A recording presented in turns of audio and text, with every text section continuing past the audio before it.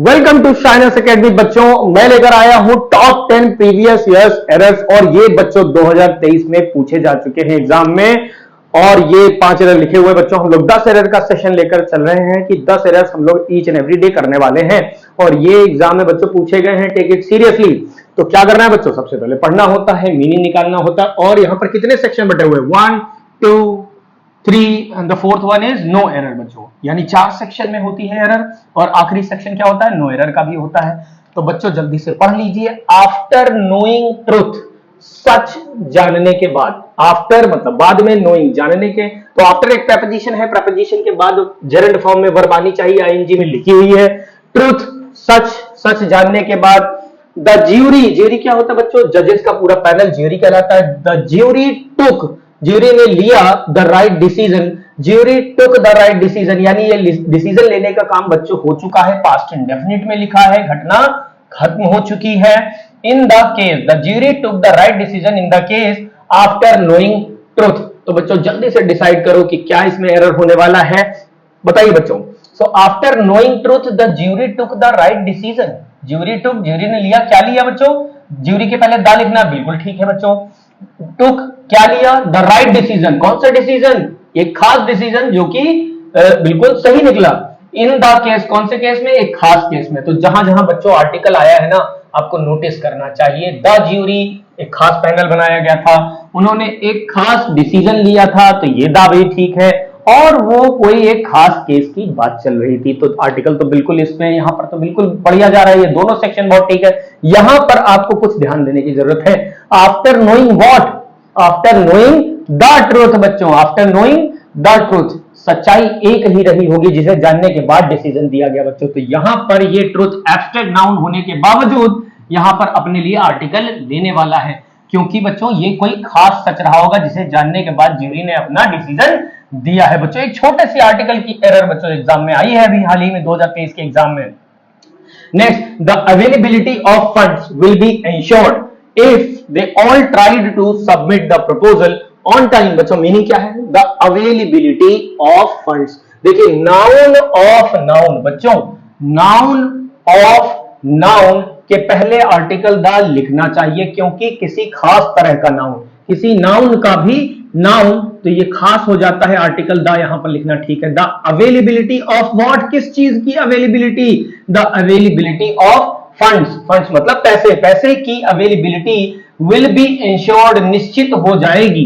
कैसे निश्चित हो जाएगी, इफ अगर क्या हो जाए, इफ दे ऑल ट्राइड, अगर वो ट्राई करते, कोशिश करते, टू सबमिट, सबमिट करने की, जमा करने की, द प्रपोजल, किस चीज को, सबमिट द प्रपोजल, प्रपोजल को सबमिट करने की कोशिश अगर वो करते ऑन टाइम, समय पर। तो बच्चों एक बार फिर से पढ़ें, the availability of funds will be insured if they all tried to submit the proposal on time. बच्चों बता दो जल्दी से गड़बड़ कहां है, आपने यहां पर ध्यान से देखिए क्या कहा है, the availability of funds will be insured. ये बात तो फ्यूचर की है कि availability of funds will B, will के साथ बी और बी के बाद वर्ब की थर्ड फॉर्म। तो यहां पर बच्चों एरर नहीं हो सकती, इस सेक्शन में दा बिल्कुल ठीक निकला, अवेलेबिलिटी ऑफ फंड्स तक तो कोई बुराई नहीं थी। और will be, shall be, can be, could be, be के साथ वर्ब की थर्ड फॉर्म, ये पैसे बन जाता है। तो ये सेक्शन यहां तक तो बिल्कुल ठीक जा रहा है, तो कोई गड़बड़ नहीं हो सकती। आगे देखिए, तो क्या कहा गया, availability of funds will be insured if, अगर वो क्या करते हैं, इफ दे ऑल ट्राइड, अगर उन्होंने कोशिश की होती, या अगर वो कोशिश करें, क्योंकि बात तो फ्यूचर की है बच्चों।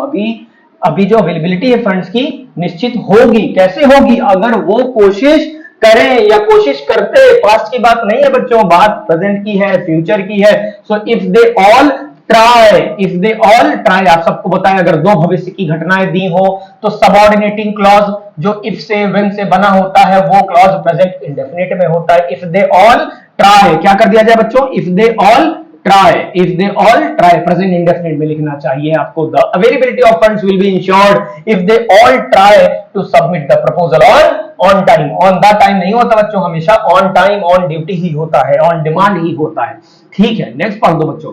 ही प्रॉमिस्ड देम, उसने प्रॉमिस किया उन्हें, क्या कोई बुराई है इसमें, कोई बुराई नहीं। ही प्रॉमिस्ड देम, उसने उनसे प्रॉमिस किया, क्या प्रॉमिस किया, वो आगे लिखा है, that he would sure repay, वो रिपे कर देगा, क्या कर देगा, भुगतान कर देगा, वापस दे देगा, द लोन, उस लोन को जो उसने लिया होगा। द लोन मतलब बच्चों वो लोन जो लिया गया था पहले, और कैसे रिपे कर देगा, अर्जेंटली रिपे कर देगा, तुरंत से रिपे कर देगा। फिर से बच्चों पढ़ लो और डिसाइड करो इसमें क्या एरर होने वाली है। ही प्रॉमिस्ड देम, उसने उनसे प्रॉमिस किया, that he would sure repay, वो निश्चित रूप से रिपे कर देगा, द लोन, लोन को अर्जेंटली, जल्दी ही दे देगा। तो बता दो बच्चों गड़बड़ क्या है, मुझे तो एरर मिल चुकी है। ही वुड श्योर रिपे, तो बच्चों रिपे अपने आप में क्या है, रिपे एक वर्ब है, मेन वर्ब है, वुड हमारी हेल्पिंग वर्ब है। कैसी है बच्चों, हेल्पिंग वर्ब है। और वर्ब के आसपास हमें क्या चाहिए, एडवर्ब चाहिए भाई। श्योर तो एडजेक्टिव होती है, क्या कर देना चाहिए आपको, श्योरली रिपे। फिर से पढ़ लो, he promised them that he would surely repay the loan urgently, वो निश्चित रूप से जल्दी ही लोन को रिपे कर देगा। नेक्स्ट बच्चों, आई थिंक जेरेमी, मुझे लगता है, Jeremy will not have save enough money, Jeremy नहीं बचा पाएगी पैसा, पर्याप्त पैसा, बाय द टाइम, उस समय तक, द ईयर एंड्स, जब तक जो है वर्ष खत्म होगा। बच्चों फिर से बताइए, आई थिंक मुझे लगता है, मुझे लगता है, ये तो आपकी राय है, राय आप हमेशा प्रेजेंट इंडेफिनिट में ऐसे ही देते हैं, I think, I like, I believe, I understand, तो ये तो बिल्कुल ठीक है। आई थिंक मुझे लगता है, जेरेमी विल नॉट, और फ्यूचर में है, मुझे अब अभी ये लगने लगा है या फिर लगता है कि जेरेमी ऐसा करेगी, तो ये बात प्रेजेंट में रहना ठीक है। अब मैं आई थिंक, मैं सोचता हूं जेरेमी विल नॉट हैव, तो जरा विल नॉट हैव को बताओ ये क्या होता है बच्चों, विल नॉट हैव क्या होता है। जैसे अभी आपने कहा था विल के साथ बी लिखकर आप वर्ब की थर्ड फॉर्म लगाकर पैसिव बना देते हैं। जितने मॉडल वर्ब हैं उनके साथ बी के साथ अगर थर्ड फॉर्म लगी है तो वो पैसिव है, और अगर जितने भी मॉडल वर्ब हैं उनके साथ बी के साथ आईएनजी लगी है तो वो कंटिन्यूअस टेंस होता है। तो विल नॉट के साथ आगे हैव लगा हुआ है, will have, shall have, can have, जितने मॉडल वर्ब हैं उनके साथ अगर आप हैव लिखते हो तो ये परफेक्ट टेंस बन जाता है मॉडल वर्ब्स का। और परफेक्ट टेंसेस में बिना वर्ब की थर्ड फॉर्म के काम नहीं चलता बच्चों। So I think Jeremy will not have saved enough money, कि जेरेमी बचा नहीं पाएगी बहुत सारा धन या पर्याप्त धन, बाय द टाइम, उस समय तक, जब तक वर्ष खत्म हो। तो बच्चों यहां दो सिचुएशन है, उसका पैसा बचाना और वर्ष का खत्म होना। तो पहले कौन सा कार्य खत्म हो चुका होगा वर्ष खत्म होने से पहले, ये वाला काम, पैसे बचा पाना। तो परफेक्ट टेंस तभी प्रयोग होता है बच्चों फ्यूचर में। आप दो घटनाएं, एक पहले खत्म हो जाए तो उसका पैसा बचाना पहले खत्म हो चुका होगा, बिफोर द ईयर एंड्स, और ये वाला बिफोर या बाय द टाइम के बाद वाली सिचुएशन प्रेजेंट इंडेफिनिट में होती है बच्चों। जब जब दो सिचुएशन हो फ्यूचर की तो एक प्रेजेंट इंडेफिनिट में हो जाती है, एक फ्यूचर में और एक प्रेजेंट इंडेफिनिट में। और कौन सा वाला प्रेजेंट इंडेफिनिट में हो जाता है बच्चों, सबऑर्डिनेटिंग, जो टाइम बताने वाले फ्रेजेस और कंजंक्शन से बना होता है तो वो प्रेजेंट इंडेफिनिट में। जो घटना पहले घट चुकी है पूर्ण रूपेण वो फ्यूचर परफेक्ट में लिखी गई। कैसे पहचानोगे, will have, shall have, can have, may have, ये परफेक्ट टेंसेस हैं, इनके साथ वर्ब की थर्ड फॉर्म के बिना बच्चों काम नहीं चलेगा परफेक्ट टेंस में। आई होप आपको ये क्लियर है। Next is I fail asleep, मैं सो गया, आई फेल अस्लीप, मैं सो गया, वाइल, उस समय सो गया जब कुछ हो रहा था, while I read the book, जब मैं किताब पढ़ रहा था। तो बच्चों एक बात बताइए, आई फेल अस्लीप, मैं सो गया, अचानक से मुझे नींद आ गई, कोई काम चल रहा था और बीच में ही मुझे नींद आ गई। तो नींद आ जाना ये एक सडन एक्शन हो सकता है, तो ये आपने पास्ट इंडेफिनिट में लिखा। पास्ट इंडेफिनिट में वो घटनाएं लिखी जा सकती हैं जो किसी खास मोमेंट में पास्ट में घट गई, खत्म हो गई। तो आई फेल अस्लीप, मैं सो गया। कब सो गया, वाइल एक बच्चों टाइम से बताने वाला कंजंक्शन है और ये अक्सर उन घटनाओं को दिखाता है जो चल रही होती है। तो मैं कब सो गया, असल में जब मैं किताब पढ़ता हूं या पढ़ रहा था, है ना। So while I was reading the book, आपने पास्ट में कहा आई फेल अस्लीप, मैं सो गया। कब सो गया, वाइल के बाद हम जनरली सामान्य रूप से कंटिन्यूअस टेंसेस का इस्तेमाल करते हैं बच्चों। वाइल आई वॉज रीडिंग, क्या कर देना चाहिए बच्चों, while I was reading the book, जब मैं किताब पढ़ रहा था। तो बच्चों I am back with the 5 others, और मैं चाहता हूं आप इन्हें एक बार कर ले, है ना। मैं हट जा रहा हूं और आप इसे पॉज करके इन्हें सॉल्व करें पहले, और फिर हम लोग एक हेल्दी डिस्कशन करते हैं। तो आई होप बच्चों आप लोगों ने कर लिया है, और पढ़ते हैं भाई। I can't talk right now, I can't talk right now, मैं अभी बात नहीं कर सकता। I am being really busy, मैं बहुत बिजी हूं। आई विल कॉल यू लेटर, मैं तुम्हें बाद में कॉल करूंगा। तो अब जब ये कह रहे हो आई कांट टॉक, तो कैन नॉट प्रेजेंट या फ्यूचर को प्रदर्शित करने वाला है, तो नाउ लिखा है तो ये प्रेजेंट को भी बताएगा। I can't talk right now, मैं अभी बात नहीं कर सकता, और कैन के साथ वर्ब की फर्स्ट फॉर्म बिल्कुल ठीक है यहाँ पर, ठीक, मैं अभी बात नहीं कर सकता। I am being really busy, I am being really busy. बच्चों मुझे आशा है आप लोगों ने पकड़ लिया होगा, एम अपने आप में बी की एक अवस्था, बी वर्ब की एक अवस्था है। बी की सारी अवस्थाएं बच्चों मुझे बताते हैं, is, am, are, was, verb, be, been, been. तो बच्चों ये एम बी की ही अवस्था है, तो वापस क्या हमें इसके साथ बीइंग लिखना चाहिए बच्चों। तो आपको याद होगा कि is, am, are, was verb के साथ बीइंग लगाकर और वर्ब की थर्ड फॉर्म लगाकर आप प्रेजेंट कंटिन्यूअस, पास्ट कंटिन्यूअस के पैसिव बनाते हैं। तो क्या ये पैसिव है? नहीं भाई, ये पैसिव नहीं है। आई एम बिजी, तो यहां पर जब पैसिव है ही नहीं तो बीइंग के साथ वर्ब की थर्ड फॉर्म भी नहीं लगी हुई है, इसीलिए तो क्या वास्तव में हमें इस बीइंग की जरूरत भी है?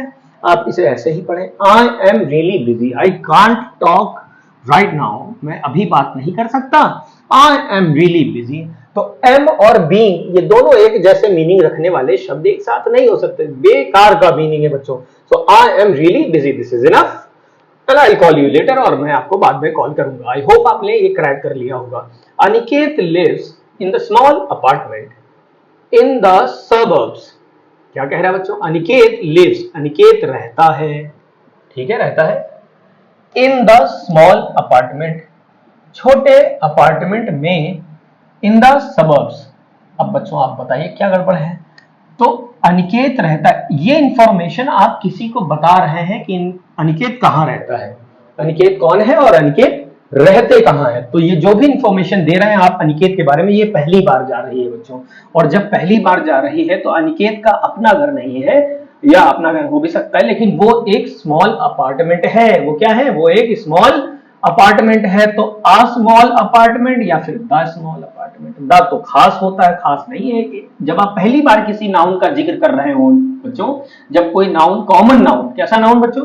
कॉमन नाउन, तो जब तक वो खास ना हो, हम पहली बार जिक्र करते हैं तो अक्सर हम आर्टिकल आ लेते हैं, यानी इंडेफिनिट आर्टिकल ले लेते हैं बच्चों। तो Aniket lives in a small apartment, Aniket एक छोटे से अपार्टमेंट रहता है, इन द सबर्ब्स। अब ये सबर्ब्स क्या है? किसी खास शहर में ही रह रहा है वो, ये निश्चित शहर है बच्चों जिसमें वो रह रहा है, और सबको पता है वो किस शहर में है, लेकिन कहां रहता है उस शहर में? वो है एक छोटा सा apartment. The present century threads, ये बच्चों एरर थोड़ी लंबी होने वाली है और ये बहुत जबरदस्त है बच्चों। अगर आपने इसे क्रैक किया है तो बहुत ढेर सारी बधाइयां बच्चों। The present century threats to our environment which include interfering species, ailments, pollution and a boiling temperature were putting wildlife populations at peril। गजब है बच्चों, मीनिंग क्या है इसका बच्चों समझो। द प्रेजेंट सेंचुरी, देखिए बच्चों ये जो छोटा सा डैश लगा है हाइफन ना, ये आपको समझना चाहिए। The present century threats to our environment. अब ये हाइफन लग करके दोनों शब्द एक में जुड़े हुए हैं, अगर हम इन्हें नाउन माने तो क्या ये वर्ब है, या फिर ये पूरी कॉम्बिनेशन ही नाउन है? द प्रेजेंट सेंचुरी अगर हम लोग बच्चों मानते हैं कि ये सब्जेक्ट है और ये वर्ब है, मानकर देखते हैं क्या होता है। द प्रेजेंट सेंचुरी, हमारी जो वर्तमान की सेंचुरी है, जो चल रही है, शताब्दी हमारी 20वीं शताब्दी, 21वीं शताब्दी, वो थ्रेट्स, वो खतरे में डालती है किनको? थ्रेट के साथ टू प्रपोजिशन, हमारे इन्वायरमेंट को। विच इंक्लूड, और उन खतरों में शामिल है। देखिए ये विच इन्वायरमेंट के लिए नहीं आया है बच्चों, इन्वायरमेंट में ये सब इंक्लूड नहीं है, बल्कि खतरों में ये बातें इंक्लूड है। विच इंक्लूड, जिनमें इंक्लूड है इंटरफेयरिंग स्पीसीज, यानी प्रजातियों में इंटरफेयर करना, एलिमेंट्स, बीमारियां, पोल्यूशन, प्रदूषण, एंड अ बॉइलिंग टेम्परेचर, और बढ़ता हुआ टेम्परेचर। विच रिलेटिव प्रोनाउन अपने बाद एक बहुवचन वर्ब लिए हुए है, तो ये विच बच्चों किसके लिए आया होगा? इन्वायरमेंट के लिए। इन्वायरमेंट तो सिंगुलर है, तो अगर ये सिंगुलर था तो विच अपने साथ वर्ब सिंगुलर लेती। तो ये विच मैं मानता हूं ये थ्रेड्स के लिए रहा होगा बच्चों, तो ये थ्रेड्स वर्ब नहीं नाउन रही होगी। एक और बात है जो ये कह रही है कि ये थ्रेड्स वर्ब नहीं नाउन है, वो ये है कि जब आपने पढ़ा कि the present century threats to our environment which include interfering species, element, pollution and boiling temperature. ये वर्ब जो आई है बच्चों, इस वर्ब का कोई तो सब्जेक्ट होगा बच्चों। भाई विच इंक्लूड विच सब्जेक्ट हो गया, ये वर्ब हो गई। तो इस वर्ब का सब्जेक्ट कौन है? अगर हम कह दें ये सब्जेक्ट है, ये वर्ब है, तो फिर इसका सब्जेक्ट कहां है? तो निश्चित रूप से ये पूरी बनावट बच्चों ही सब्जेक्ट है और इसकी वर्ब लिखी हुई है यहां। इसीलिए ये प्लूरल लिखी हुई है क्योंकि ये थ्रेट्स हैं। कैसे थ्रेट्स? प्रेजेंट सेंचुरी के थ्रेट्स। और वो थ्रेट्स किसके लिए? इन्वायरमेंट के लिए। तो वर्तमान की सेंचुरी के जो थ्रेट्स हैं, खतरे हैं हमारे इन्वायरमेंट के लिए, जिन खतरों में ये सब शामिल है, विच इंक्लूड इंटरफेयरिंग स्पीसीज, आप प्रजातियों में इंटरफेयर कर रहे हैं, उनके जंगल काटे जा रहे हैं, एलिमेंट्स, जिससे बीमारियां हो रही हैं फैक्ट्रीज से, पोल्यूशन क्रिएट कर रहे हैं और इससे बढ़ रहा है टेम्परेचर, ये सब खतरे हमारे इन्वायरमेंट के लिए। वर्ब पुटिंग वाइल्ड लाइफ, और ये वन्य जीवों के लिए रख पा रहे हैं, खड़े कर पा रहे हैं, वर पुटिंग वाइल्ड लाइफ पॉपुलेशन, हमारे वन्य जीवों की जनसंख्या को किसमें डाले दे रहे हैं बच्चों? Were putting at peril. At peril मतलब खतरे में डाले दे रहे हैं। अब बताइए बच्चों, आखिर लाइन तो आपको समझ में आ गई, लेकिन व्हाट इज द एरर? तो बच्चों यहां पर प्रेजेंट सेंचुरी की बात कही। कौन से खतरों की बात हो रही है? प्रेजेंट सेंचुरी के। तो प्रेजेंट सेंचुरी के खतरे, वर पुटिंग रख रहे थे खतरे, वाइल्ड लाइफ पॉपुलेशन को खतरे में डाल रहे थे या अभी भी डाल रहे हैं? अभी भी डाल रहे हैं। तो ये वर्ब नहीं बच्चों, क्या हो जाएगा बच्चों? Are putting wild life population at peril. जबरदस्त एरर था बच्चों, बहुत अच्छा एरर था, कोई भी कंफ्यूज हो सकता है और आई होप आपने इसे समझ लिया होगा। स्काई अपीयर्स ब्लू, क्या है बच्चों sentence? Sky appears blue, sky कैसा दिखाई देता है? ब्लू दिखाई देता है। एज बच्चों कारण बताने वाला कंजंक्शन है, एज, सिंस, बिकॉज, तीन कंजंक्शन है रीजन देने के लिए। एज क्योंकि, इट एब्जॉर्ब्स, ये एब्जॉर्ब कर लेता है, all colours and reflects only blue, सारे कलर्स को ये एब्जॉर्ब कर लेता है और केवल ब्लू को रिफ्लेक्ट करता है, and this is why it appears blue. तो बच्चों दिक्कत क्या है इसमें? Sky appears blue, sky singular, uncountable singular noun, appears प्रतीत होता है, वर्ब भी सिंगुलर प्रेजेंट में है भैया। एक फैक्ट भी है कि स्काई जो है कैसा दिखाई देता है? ब्लू दिखाई देता है, दिस इज अ फैक्ट। तो उसी वजह से ये प्रेजेंट इंडेफिनिट में है। क्यों ऐसा करता है? क्योंकि ये एब्जॉर्ब कर लेता है। यहां पर भी प्रेजेंट, ये इट प्रोनाउन स्काई के लिए आया है, अनकाउंटेबल सिंगुलर है, इट लिख सकते हैं, और प्रेजेंट इंडेफिनिट में ये एब्जॉर्ब कर लेता है। क्या एब्जॉर्ब कर लेता है? ऑल कलर्स, सभी तरह के कलर्स को एब्जॉर्ब करता है, एंड रिफ्लेक्ट्स, फिर से प्रेजेंट इंडेफिनिट में रिफ्लेक्ट्स, सब जगह वर्ब सिंगुलर है क्योंकि हमारा सब्जेक्ट सिंगुलर था। रिफ्लेक्ट करता है क्या? ओनली ब्लू, केवल blue colour. So what is wrong with this? क्या गड़बड़ है बच्चों? आर्टिकल द, एक छोटी सी एरर बच्चों, आर्टिकल द मिस कर रहे हैं आप बच्चों। स्काई के साथ, विंड के साथ, रेन के साथ, अर्थ के साथ, सन के साथ, मून के साथ आप द लगाते आए हैं। The sky, the wind, the rain, ठीक है बच्चों।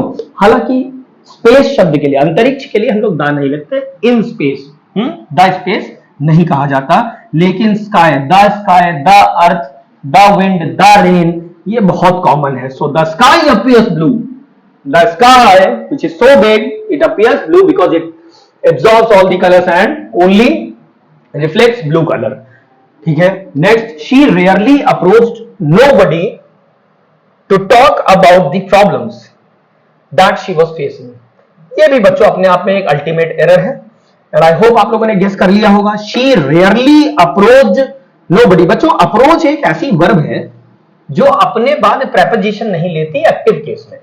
शी रेयरली अप्रोच्ड नोबडी, तो अप्रोच और नोबडी के बीच में कोई प्रेपोजिशन नहीं। आप याद रखें कि अप्रोच वर्ब, अप्रोच के साथ आप नियर नहीं लिखते हैं, आई अप्रोच्ड नियर समबडी या I approached to somebody. Avoid any preposition in active case with this particular verb. She rarely approached, वो बेहद कम अप्रोच करती थी, जाती थी किसी तक, नोबडी किसी तक भी नहीं जाती थी। टू टॉक, बात करने को, अबाउट द प्रॉब्लम्स, उन समस्याओं के विषय में, दैट शी वाज फेसिंग, जो वो फेस कर रही थी। सारी घटना बच्चों पास्ट की है। यहां पर आपने पास्ट इंडेफिनिट में कहा, यहां पर भी आपने पास्ट में ही बात की है। वो समस्याएं जो वो झेल रही थी, वो बातें करने किसी से नहीं जाती थी। So what is wrong with this sentence? बच्चों बताओ। Rarely, hardly, scarcely, seldom, no, not, never, few, little, ये शब्द सब बच्चों निगेटिव होते हैं, और अगर ये निगेटिव है तो दोबारा से हम निगेटिव नहीं लेंगे। क्या लिख दें? एनीबडी लिख दें। क्या लिख दें बच्चों? एनीबडी लिख दें। शी रेयरली अप्रोच्ड एनीबडी की समबडी, समबडी नहीं बच्चों, सेंटेंस निगेटिव हो चुका है रेयरली के साथ, तो हम समबडी भी नहीं लिख सकते, नोबडी भी नहीं लिख सकते, क्या लिखेंगे बच्चों? एनीबडी लिखना चाहिए। Thank you very much.